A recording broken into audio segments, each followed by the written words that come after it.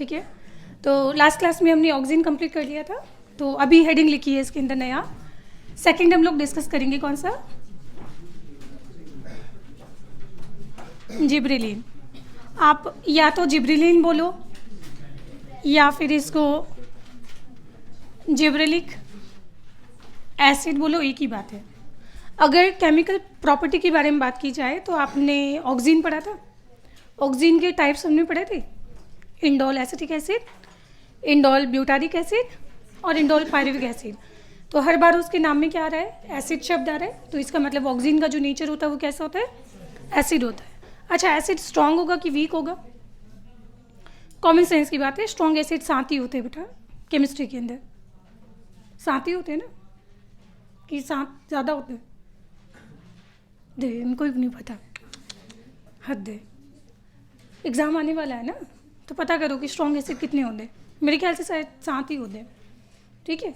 अब तो ध्यान रखना, अब ये 7 की लिस्ट में तो आता नहीं है, तो ये कैसा होगा, वीक एसिड होगा कि स्ट्रॉन्ग एसिड होगा? ऑब्वियसली वीक एसिड होगा। और जिब्रेलिन भी क्या होता है, जिब्रेलिक एसिड है ना, तो इसका भी नेचर जो है वो कैसा होगा, एसिडिक होगा। जब हम लोग हार्मोन्स पढ़ते हैं तो सबसे पहले इसमें हम पढ़ेंगे डिस्कवरी। बेटा क्लास डिस्टर्ब नहीं करें। उसके बाद हम पढ़ेंगे इसमें बायोसिंथेसिस, और बायोसिंथेसिस के बाद हम पढ़ेंगे इसके फिजियोलॉजिकल इफेक्ट के बारे में। तो बताओ जिब्रेलिन की डिस्कवरी कैसी हुई थी? तो एक साइंटिस्ट थी जिनका नाम था Kurosawa, and obviously Kurosawa Japanese name है। तो जापान के अंदर चावल के खेतों के अंदर वहाँ पे एक फंगस का इन्फेक्शन हो गया था, और उस फंगस का नाम था क्या, जिब्रेला फ्यूजिक्यूराई। जिब्रेला फ्यूजिक्यूराई फंगस का नाम था। और उसके इन्फेक्शन के बाद जो राइस के जो सीडलिंग थे, छोटे छोटे जो सीडलिंग थे, वो अचानक से क्या हो गया था, उनका हाइट टॉल हो गया था। एंड सिंपल सी बात है कि बेटा कोई भी अगर अपनी हाइट एकदम से तेज़ी से अगर बढ़ाता है तो वो पतला हो जाता है। तो उसमें राइस के जो सीडलिंग थे वो कैसे हो गए थे, पतले हो गए थे। एंड पतले होने की वजह से स्ट्रॉन्ग जो उसका स्टेम था वो वीक हो गया, एंड वीक स्टेम होने की वजह से क्या हो गया, उसकी जो फसल थी वो सारी की सारी क्या हो गई, गिर गई, है ना। तो दैट्स वाई उन्होंने उस बीमारी का नाम ही क्या रखा, फुलिश डिजीज़। पागल ही था, अचानक से इतनी हाइट बनाने की क्या ज़रूरत थी उसको, फिर देखो एकदम से गिर गया है। तो उसको वैसे तो जापानीज़ में बोला जाता है बकाने डिजीज़, या फिर उसको इंग्लिश में हम बोलते हैं क्या, फुलिश डिजीज़। तो ये डिस्कवरी किसने की थी, साइंटिस्ट कुरोसावा ने। तो कुरोसावा ने वहाँ पे इन राइस सीडलिंग में नोटिस किया था क्या, कि सडनली इनकी जो हाइट थी वो क्या हो गई थी, सडनली इनकी जो हाइट थी वो अचानक से बहुत ज़्यादा बढ़ गई थी। एंड उसकी वजह से उसका स्टेम जो था वो क्या हो गया था, थिन हो गया था। और स्टेम के थिन होने की वजह से क्या था कि वहाँ पे जो क्रॉप जो थी या जो फसल थी वो सारी की सारी क्या हो गई है, गिर गई, फॉल हो गई। एंड इस वजह से उन्होंने इस डिजीज़ का नाम क्या रखा, इसको रखा बकाने disease. And Bakane Japanese name है, इसको इंग्लिश में अगर ट्रांसलेट करोगे तो इसका मतलब क्या होता है यहाँ पे, फुलिश डिजीज़। यहाँ तक बताइए कोई परेशानी है ना। फिर उसके बाद में कुरोसावा ने एक्सपेरिमेंट भी किया था क्या, कि उस फंगस को निकाल के उन्होंने एक नए राइस के सीडलिंग पे उसका इन्फेक्शन करवा दिया। तो इन्फेक्शन करवाने के बाद वो सेम टू सेम चीज़ उन्होंने वही नोटिस किया। तो इसका मतलब उनको ये क्लियर हो गया कि अच्छा इस केमिकल का इंट्रोडक्शन जो है वो कौन कर रहा है, फंगस कर रहा है। कौन, फंगस। तो इसमें इसका फंगस का जो इन्फेक्शन हुआ था, इस फंगस का नाम क्या था, इस फंगस का नाम था जिब्रेला फ्यूजिकुराई, है ना। एंड जिब्रेला फ्यूजिकुराई एक्चुअली में बिलोंग करता है कौन सी क्लास से, एस्कोमैसिटी से, है ना, खैर याद नहीं करना है। तो जिब्रेला फ्यूजिकुराई से ये केमिकल एक्सट्रैक्ट हो रहा था, निकल रहा था। तो यानी इसका नाम भी फिर उन्होंने क्या रख दिया यहाँ पे, जिब्रेलिन, या फिर नाम रख दिया जिब्रेलिक, क्योंकि इसका नेचर जो है वो एसिडिक होता है। तो उसका नाम रख दिया क्या, जिब्रेलिक एसिड। कोई परेशानी यहाँ पे नहीं। चलो अब बायोसिंथेसिस के बारे में बात करें तो जिब्रेलिन का बायोसिंथेसिस कहाँ पे होता है, कॉमन सेंस की बात है, जी से जिब्रेलिक एसिड और जी से ग्रोथ हार्मोन। हमारी बॉडी में जैसे हम ग्रोथ हार्मोन पढ़ते हैं जो हमारी हाइट टॉल करने के लिए रिस्पॉन्सिबल होता है, तो एग्जैक्टली प्लांट के अंदर वहाँ पे क्या होता है, जी से जिब्रेलिन होता है। तो ये प्लांट की क्या करेगा, हाइट इंक्रीज करेगा। अब प्लांट की हाइट जो है, अगर हम इसकी साइड की बात करें तो आपने लास्ट क्लास में पढ़ा था कि सैम जो है, ऑक्सीजन जो है वो सबसे ज़्यादा कहाँ सिंथेसाइज होता है, सैम में, और रैम के अंदर आपने ऑक्सीजन सबसे कम पढ़ा था। तो इसका बिल्कुल उल्टा कर दो, तो हम लोग बोलेंगे कि रूट अपाइकल मेरिस्टेम के अंदर ये मिलेगा एंड प्लस एम्ब्रियो के अंदर आपको ये मिलेगा। एम्ब्रियो के अंदर ये इसकी साइट हो गई सिंथेसिस की, ठीक है। अच्छा, इसका बेसिकली काम क्या होता है? इसका मेनली काम तो होता है सेल, एग्जिस्टिंग सेल्स को इलोंगेट करना, डिवीजन नहीं करना। सेल जो पहले से प्रेजेंट है उसको बस क्या करेगा, इलोंगेट कर देगा। तो इलोंगेट करने की वजह से क्या होगा, सेल्स का साइज बढ़ेगा, तो ओवरऑल टिश्यू का साइज बढ़ जाएगा, ऑर्गन का साइज बढ़ जाएगा, ठीक है। चलो, तो इसमें हमने बोला था कि ये कहाँ पे सिंथेसाइज होता है, एम्ब्रियो के अंदर। तो एम्ब्रियो के अंदर यहाँ पे हम एक पढ़ते हैं barley bioassay, barley endosperm bioassay. अब ये क्या है और ये सीड के अंदर क्यों प्रेजेंट है? क्योंकि एक्चुअली इसका काम क्या होता है, सीड जर्मिनेशन। अब वो कैसे, जैसे हमने मॉर्फोलॉजी के अंदर कभी बार्ले के बारे में पढ़ा था, तो उसमें हमने ऐसे एंडोस्पर्म बनाया था, और फिर यहाँ पे हमने क्या लिखा था, एम्ब्रियो लिखा था। ये मैं आपको ऑलरेडी मॉर्फोलॉजी में मेज़ का डायग्राम ऑलरेडी पढ़ा चुकी हूँ ना। चाहे मेज़ हो, गेहूँ हो, बाजरा हो, सारे क्या होते हैं, मोनोकॉट्स होते हैं। तो मोर और लेस उनका सबका स्ट्रक्चर ऐसा ही होगा, है ना। अच्छा, अब इसके अंदर हम लोग बोलते हैं कि इसका काम क्या है, सीड का जर्मिनेशन करवाना। जी से जिब्रेलिन एंड जी से जर्मिनेशन। कैसे जर्मिनेशन के लिए क्या होना चाहिए, एम्ब्रियो के अंदर प्यूमोल और रेडिकल बनना चाहिए। और प्यूमोल और रेडिकल कब बनेंगे, जब हम बोलेंगे कि एम्ब्रियो की, हम बोलते हैं जर्मिनेशन के दौरान रेस्पिरेशन की रेट बढ़ जाती है। और रेस्पिरेशन की रेट कैसे बढ़ेगी, जब उसको ग्लूकोज ज़्यादा अवेलेबल होगा। ग्लूकोज ज़्यादा कैसे अवेलेबल होगा, क्योंकि इसमें जो यहाँ पे एंडोस्पर्म के अंदर जो स्टार्च प्रेजेंट होता है, क्या प्रेजेंट होता है, स्टार्च। तो finally moral of the story, ये यहाँ पे अल्फा अमाइलेज एंजाइम जो होता है, ये इसके सिंथेसिस को जिब्रेलिक एसिड प्रमोट करता है। तो कॉमन सेंस की बात है कि यहाँ पे जब अल्फा अमाइलेज एंजाइम बनेगा, अमाइलेज करता क्या है, स्टार्च का डाइजेशन करेगा। स्टार्च के डाइजेशन से क्या होगा, ग्लूकोज फ्री होगा। ग्लूकोज किसको अवेलेबल होगा, एम्ब्रियो को अवेलेबल होगा। एंड ग्लूकोज की वजह से क्या होगा, रेस्पिरेशन की रेट बढ़ेगी, और रेस्पिरेशन की रेट बढ़ेगी तो उस वजह से क्या होगा, सीड जो है वो जर्मिनेट हो जाएगा। एंड जर्मिनेट होने के बाद में क्या बनाएगा, प्यूमुल और रेडिकल बना देगा। तो मोरल ऑफ द स्टोरी हम लोग बोलेंगे कि ये बनाता क्या है, ये यहाँ पे हेल्प करता है कहाँ पे, सीड जर्मिनेशन के अंदर। तो इसका पहला काम हो जाएगा क्या, जी से जर्मिनेशन। और इसलिए मैंने आपको बोला है कि इसका साइड क्या होगा, यहाँ पे एम्ब्रियो, इसका साइड क्या होगा, एम्ब्रियो, राइट। अच्छा, अब जिब्रेलिक एसिड को जैसे जैसे डिस्कवर किया गया तो इनको नेम क्या दिया गया, इनकी नेमिंग कैसे की गई थी? तो ये हम बोलते हैं कि जैसे जैसे डिस्कवर्ड हुआ, फॉर एग्जांपल जिब्रेलिक एसिड 1, फिर नाम दिया जिब्रेलिक एसिड 2, फिर जिब्रेलिक एसिड 3, फिर जिब्रेलिक एसिड 4, फिर जिब्रेलिक एसिड 5, एंड इस तरह से जिब्रेलिक एसिड अब तक हमने 100 टाइप के डिस्कवर कर चुके हैं। 100 के करीब जिब्रेलिक एसिड जो है वो डिस्कवर्ड हो चुके हैं, ठीक है। अच्छा, इनमें से मुझे बताओ कि सबसे पहला डिस्कवर्ड जिब्रेलिक एसिड कौन सा था, GA3। तो फिर उसको 3 क्यों लिखा, 1 लिखो ना। क्वेश्चन समझ आ रहा है?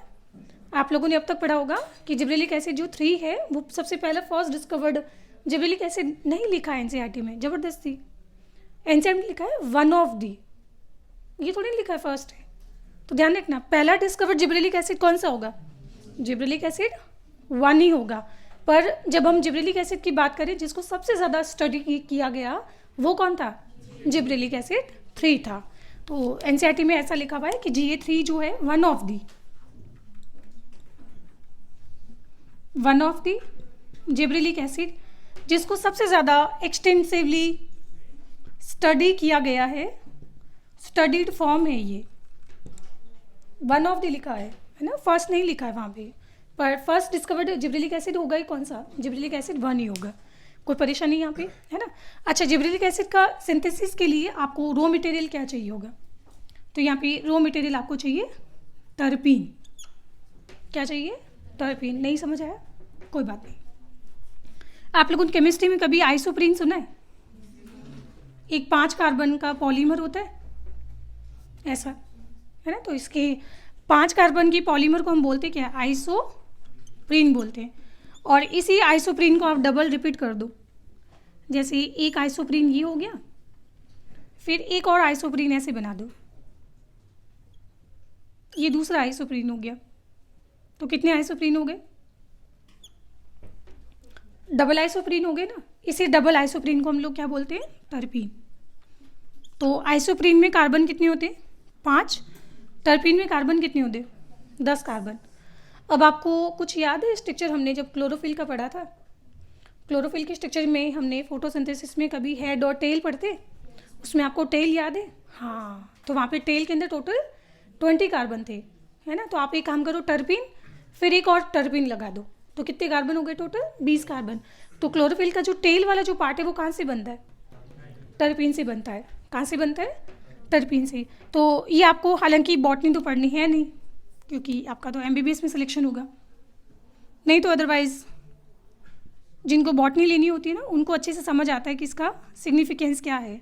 आगे जाके हम लोग बोलते हैं कि यही क्लोरोफिल की टेल बनाने में यूज़ होता है। आप लोगों ने प्लास्टोक्विनोन सुना है कभी? उसको बनाने में यूज़ होता है। इसके अलावा आपने कैरोटीन सुना है कभी? कैरोटीन, उसको बनाने में यूज़ होता है। और अभी हम पढ़ क्या रहे हैं? क्या पढ़ रहे हैं? Gibberellic acid. तो मोरल ऑफ द स्टोरी, अगर आपने शायद सुना होगा, तो ये जो सारे पिगमेंट्स होते हैं ये फैट सॉल्युबल होते हैं कि वाटर सॉल्युबल? फैट सॉल्युबल होते हैं। याद आया? प्लांट के जितने भी जो पिगमेंट्स होते हैं एंथोसायनिन को छोड़कर सारे कैसे होते हैं? फैट सॉल्युबल होते हैं, है ना। एंड फैट सॉल्युबल होने की वजह से इनका जो नेचर है वो कैसा होगा? लिपिड नेचर होगा कि कुछ और नेचर होगा? लिपिड नेचर होगा। लिपिड में भी स्पेशली ये होते हैं स्टेरॉयडल नेचर का। क्या होते हैं? स्टेरॉयडल। और आगे जाके पढ़ेंगे कि जिब्रेलिक एसिड जो है वो प्लांट के अंदर मेल हार्मोन को प्रमोट करता है, मेल फ्लावरिंग को प्रमोट करता है, एंथर की फॉर्मेशन को प्रमोट करता है। तो क्या इसको हम मेल स्टेरॉयडल हार्मोन बोल सकते हैं? मेल, है ना। तो दूसरा हम इसको और क्या बोलेंगे? मेल स्टेरॉयडल हार्मोन, क्योंकि इसका नेचर कैसा है? स्टेरॉयडल। और बेसिकली किसको इंड्यूस करता है? मेल फ्लावरिंग को इंड्यूस करता है ना, क्योंकि ये इंड्यूस करता है ओनली मेल फ्लावरिंग को। कोई परेशानी इसमें नहीं। और फिर हमने अभी बोला था कि जी से जिब्रेलिक एसिड और जी से ग्रोथ हार्मोन, है ना। तो इसको हम ग्रोथ हार्मोन की तरह समझ सकते हैं। तो प्लांट के अंदर ये ग्रोथ कैसे करेगा?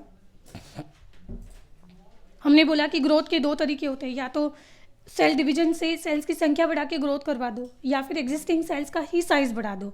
तो बेसिकली क्या करता है? एग्जिस्टिंग सेल्स के इलोंगेशन को प्रमोट करता है। पर कौन सी वाली सेल? जो सेल इंटरनोड में प्रेजेंट हो, है ना। तो इसका काम क्या होता है? It increase length of internode. अब मैं काम करती हूँ, इसमें सारे पॉइंट एक साथ ही पढ़ा देती हूँ। जैसे इंटरनोड की लेंथ कहाँ बढ़ाई गई है? जैसे एग्जांपल आपने एप्पल देखा है ना। तो ये एप्पल जो होता है फ्रूट साइज, एप्पल का जो फ्रूट साइज होता है उसको बढ़ाने का काम करता है। और बाय द वे आपने शायद कभी सुना होगा, तो एप्पल एक ट्रू फ्रूट होता है कि फॉल्स होता है? वेरी नाइस, फॉल्स फ्रूट है ना, जो ओवरी से डेवलप नहीं होता है। कहाँ से डेवलप होता है? एंड थैलेमस खुद क्या है? इंटरनोड। थैलेमस खुद क्या होता है? मैं लिख देती हूँ इसमें ना। तो थैलेमस क्या होता है? Thalamus is equal to internode. तो इस तरह से ये इंटरनोड की लेंथ को क्या कर रहा है? बढ़ा रहा है। तो इस तरह से ये एप्पल के फ्रूट की साइज बढ़ाने में हेल्प करता है। इसके अलावा आपने देखा होगा शुगर केन, है ना। तो शुगर केन जो है वो ऐसा होता है, तो ये इसको इंक्रीज करके कैसे कर देगा? ऐसे कर देगा। तो शुगर केन के अंदर भी क्या कर रहा है? इंटरनोड की लेंथ बढ़ा रहा है। तो इंटरनोड की लेंथ बढ़ने से क्या फ़ायदा होगा? इसमें शुगर का डिपोजिशन ज़्यादा होगा, और जितना बेटा इसमें गन्ने का जूस जितना ज़्यादा इकट्ठा होगा तो हम बोलेंगे कि शुगर केन की प्रोडक्शन जो है वो बढ़ रहा है कि नहीं बढ़ रहा है ना। और एनसीईआरटी में लिखा हुआ है कि 1 एकड़ में जब हमने जिब्रेलिक एसिड का स्प्रे किया और शुगर केन ने अपनी जब लेंथ बढ़ाई तो उसके वजह से प्रोडक्टिविटी पता है कितनी बढ़ गई? 20 टन, वो भी मात्र 1 एकड़ में। अब आपको पता ही नहीं होगा 1 एकड़ कितना होता होगा। ठीक है। तो ये अगेन मैं बोल रही हूँ कि यहाँ पे इसकी वजह से ओए बात नहीं, शुगर केन का जो प्रोडक्शन है वो क्या हो गया? इंक्रीज़ हो गया। और शुगर केन का प्रोडक्शन कितना इंक्रीज़ हुआ?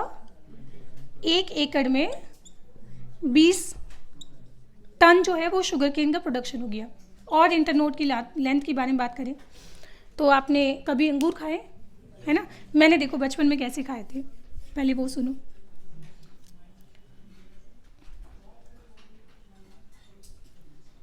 इन दोनों में डिफरेंस बताना क्या है?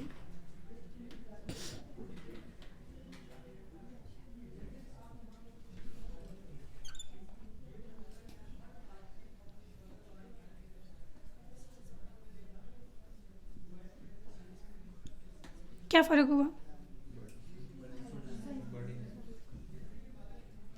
अंगूर का साइज़ बढ़ गया ना।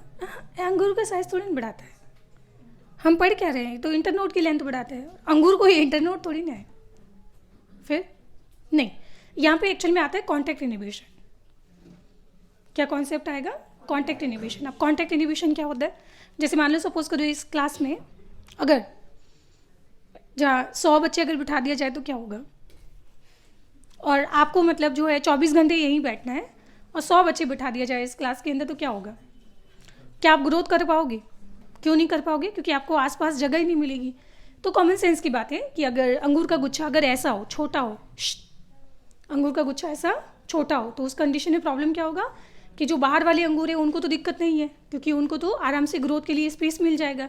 पर प्रॉब्लम कहाँ पे होगी? प्रॉब्लम आएगी ये जो सेंटर में बेचारे अंगूर है वो तो फंस गए, उनको ग्रो करने के लिए प्रॉपर स्पेस अवेलेबल नहीं होगा। एंड जब स्पेस अवेलेबल नहीं होगा तो अंगूर अपना साइज जो है वो बढ़ा नहीं पाएगा, तो उसकी वजह से प्रोडक्टिविटी जो है वो घट रही नहीं घट रही है ना। अब इसके ऊपर अगर मान लो जिब्रेलिक एसिड का स्प्रे कर दिया जाए है ना, तो अंगूर जिसके ऊपर लगते हैं ना, जिसको बोलते क्या है? ग्रेप का स्टॉक। इस स्टॉक के अंदर जो इंटरनोड की जो लेंथ होगी वो क्या होगी? बढ़ जाएगी। और इंटरनोड की लेंथ बढ़ेगी, स्टॉक बढ़ जाएगा। स्टॉक बढ़ने की वजह से क्या होगा? स्पेस बढ़ गया। और स्पेस बढ़ने पर क्या होगा कि अंगूर को सबको ग्रो करने के लिए प्रॉपर स्पेस अवेलेबल हो जाएगा। स्पेस अवेलेबल होगा तो सभी अंगूर जो है अपने मैक्सिमम साइज पे क्या होंगे? इंक्रीज होंगे। इंक्रीज होने से क्या होगा कि यहाँ पे प्रोडक्टिविटी भी क्या होगी? बढ़ेगी कि नहीं बढ़ेगी, है ना। तो तीसरा इसका काम होता है क्या?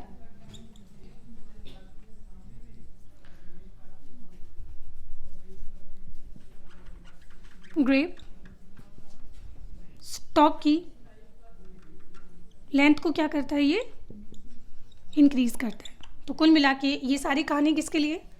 ये सारी कहानी थी इंटरनोड की लेंथ बढ़ाने के लिए। ठीक है, चलो इसके अलावा आपने स्कूल के अंदर, अच्छा आपने फ्लावर कभी पढ़ा है ना मॉर्फोलॉजी में, है ना। फूल जो होता है वो अपने आप में खुद क्या है? कंडेंस स्टेम होता है या कंडेंस शूट होता है ना। शूट या फिर स्टेम के ऊपर क्या होते हैं? नोड और इंटरनोड होते हैं। और हमने ऐसा प्रूव भी किया था कि जो फ्लावर होता है फ्लावर के अंदर इंटरनोड छोटे होते हैं जिस वजह से सारे नोड एक दूसरे के पास आ जाते हैं। तो आपको ऐसा लगता है कि सेपल पेटल जो है वो सारे एक ही नोड से अराइज होते हैं, बट जो फैक्ट नहीं होता है। वहाँ पे 4 डिफरेंट इंटरनोड थे, उसमें 4 डिफरेंट नोड थे। तो अगर मान लो सपोज किया जाए कि उसके ऊपर जिब्रेलिक एसिड का स्प्रे किया जाए तो क्या होगा? सेपल और पेटल के बीच में जो इंटरनोड होगा वो इलोंगेट हो जाएगा। सेम लाइक पेटल्स और एंथर के बीच में जो इंटरनोड होगा उसकी लेंथ बढ़ जाएगी। एंड सेम लाइक एंथर और स्कार्पल के बीच में जो इंटरनोड की लेंथ होगी वो बढ़ जाएगी। तो फूल जो है ऐसा पूरा खुल जाएगा। कोई बात नहीं, आपने पत्ता गोभी देखी है, कैबेज देखा है ना। अच्छा, पत्ता गोभी में भी सेम प्रॉब्लम होती है कि उसमें जो इंटरनोड होता है उसकी लेंथ क्या होती है? छोटी होती है, जिसकी वजह से सारे नोड एक दूसरे के क्या होते हैं? पास आ जाते। एंड पास आने की वजह से जो कैबेज की लीफ होगी उनको ग्रो करने के लिए प्रॉपर स्पेस नहीं मिलेगा, है ना। और फिर वो क्या होता जाएगा? ऐसे पूरा का पूरा कंडेंस होता जाता है ना। क्या हो अगर पत्ता गोभी के ऊपर जिब्रेलिक एसिड का स्प्रे कर दिया जाए, है? तो आपने सबने स्कूल में वो कागज़ के फूल बनाने वाला देखा ही होगा, वो आपको बोल्टिंग पढ़ा के चला गया, तुमको पता भी नहीं चला, कैसे?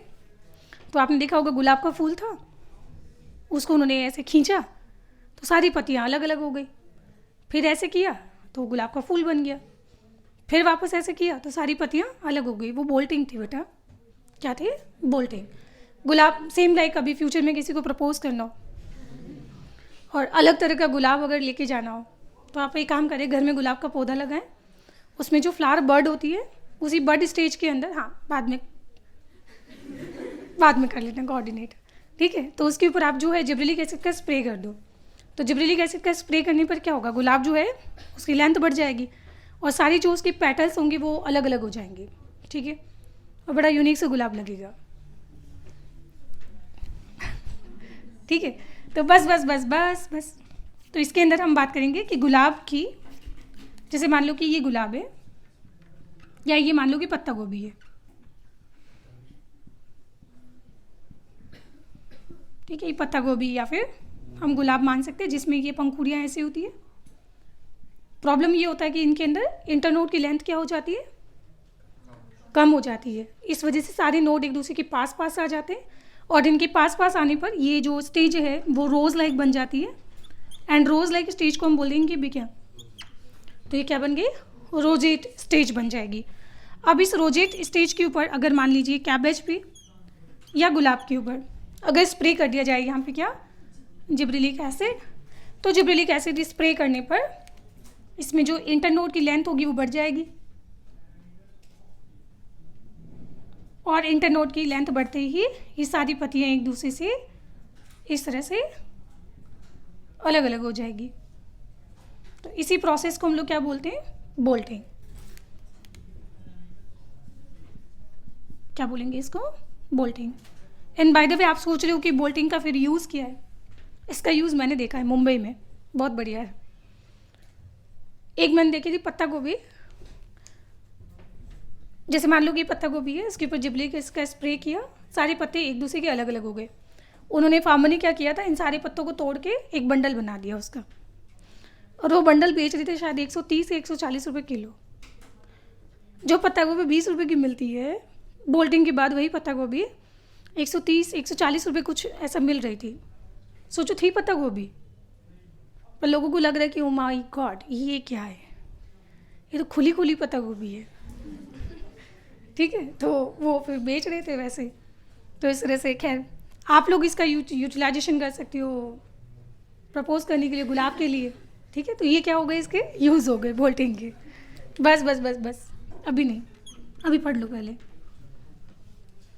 क्या नहीं, अभी पढ़ लो बेटा, कोई एक्सेप्ट करेगा भी नहीं, झापड़ और मार देगा, चिल्ला के और 4 लोगों को बुलाएगा। वो घर से लड़ाई करके आएंगे, वो अपने मन का फ्रस्ट्रेशन वहाँ तुमको मार के निकालेंगे। मुझे समझ नहीं आता ये जब भीड़ इकट्ठी होती है ना, ये मारते क्यों है, मतलब सब अपने मन में फ्रस्ट्रेशन लेके कैरी करते चल रहे हैं, बस जहाँ मौका मिल जाए मारो इसको। खैर तो ये क्या हो गया, बस रोजेस समझ आ गया। अच्छा, अब आपने कभी कॉनिफर्स के बारे में सुना है, पाइनस के बारे में? हिमाचल के बच्चे से ज़्यादा अच्छा कौन जान सकता है कॉनिफर्स, पाइन के बारे में। बट शायद एक आप बात नहीं जानते हो कि कॉनिफर्स को, पाइन को अपने पता है सीड बनाने में कितना टाइम लगता है, 2 साल। 2 साल। एक्चुअल में होता क्या है कि एक तो उसमें पॉलिनेशन वैसे ही होता नहीं है क्योंकि वो विंड पॉलिनेशन होता है, तो उसके चांसेस वैसे ही नहीं होते, ठीक है। अब गलती से अगर मान लो पोलन पहुंच भी गया एंड उसमें से पोलन ट्यूब निकल भी जाती है, पोलन ट्यूब सीज हो जाएगी, स्ट्रेच ऐसे।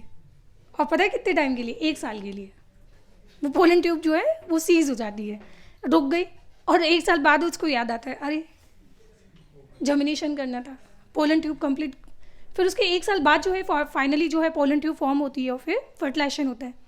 अच्छा, फर्टिलाइजेशन के बाद जाइगोट बनता है, फिर जाइगोट जो है वो स्टेच्यू हो जाएगा, फिर उसमें सीज हो जाएगा, एंड 1 साल बाद उसको याद आएगा अरे कि हमको तो सीड बनना था। तो हम लोग बोलेंगे कि फर्टिलाइजेशन से लेकर सीड बनने तक पूरा प्रोसेस जो होता है उसमें करीबन बेटा उसमें 2 से 2.5 साल लग जाते हैं, 2 से 2.5 साल लग जाते हैं सीड की फॉर्मेशन में। तो सोचिए अगर पाइन ट्री को अगर आप काट रहे हो तो उसका एक्सटेंशन कितना जल्दी होगा, रीज़न उसमें रिप्रोडक्शन बहुत स्लो है बेटा, स्लो नहीं, बहुत ज़्यादा स्लो है उसमें। तो इस वजह से आपने देखा होगा बायोडाइवर्सिटी में कि जिम्नोस्पर्म जो है उसकी एक्सटेंशन कगार जो है वो बहुत हाई चल रही है कि नहीं चल रही है? कितना था? 32%। कितना परसेंट था? 32%। तो अब आपके विचार है कि मैं कॉनिफर्स को कैसे बचाऊं, तो एक काम करिए, कॉनिफर्स के ऊपर आप स्प्रे कर दे जिब्रेलिक एसिड का। तो जिब्रेलिक एसिड को स्प्रे करने पर उसकी जुवेनाइल जो फेज़ होती है वो हास्टन हो जाएगी। हास्टन मतलब स्पीड अप हो जाती है, तो उसका वेजिटेटिव फेज जल्दी ख़त्म होगा। एंड कॉमन सेंस की बात है कि जब आप बचपन जल्दी ख़त्म होगा तो एडल्ट फेज जल्दी आ जाएगा, एंड एडल्ट फेज जल्दी आएगा तो उसमें सीड का प्रोडक्शन भी क्या होगा, फिर जल्दी हो जाएगा, है ना। तो यहाँ पे एनसीईआरटी में लिखा होगा कि हास्टन, हास्टन मतलब speed up, hasten juvenile phase, juvenile phase in conifers, and जिसकी वजह से सो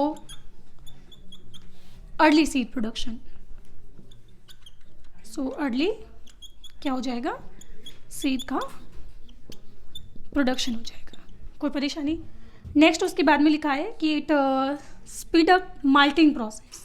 ये क्या होता है? स्पीड अप माल्ट क्या होता है?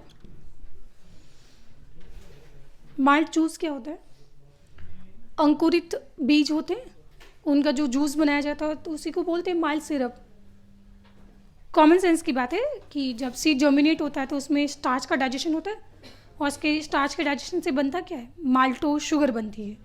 क्योंकि वहाँ शुगर माल्टोज बन रही है, दैट्स वाई सिरप को बोलते क्या है, माल्ट सिरप। तो ये मैं ऑलरेडी आपको पढ़ा चुकी हूँ कि देखो सीड का क्या करेगा, ये सीड के अंदर एम्ब्रियो में इसका प्रोडक्शन होगा जिब्रेलिक एसिड का। जिब्रेलिक एसिड बनाएगा क्या, alpha amylase enzyme. Amylase enzyme करेगा क्या, स्टार्च का डाइजेशन, और स्टार्च का डाइजेशन से कौन सी शुगर बनती है, माल्ट शुगर बनती है। तो हम लोग क्या बोलेंगे कि ये माल्टिंग प्रोसेस को स्पीड अप कर रहा है कि नहीं कर रहा है ना। तो इस तरह से ये हमारे सारे पॉइंट कंप्लीट हो गए जिब्रेलिक एसिड के। कोई परेशानी? ठीक है, तो ऑक्सीजन कंप्लीट हो गया, जिब्रेलिक एसिड हो गया। अब इसके बाद हम पढ़ेंगे कौन सा, साइटोकाइनिन। लिखें इसको।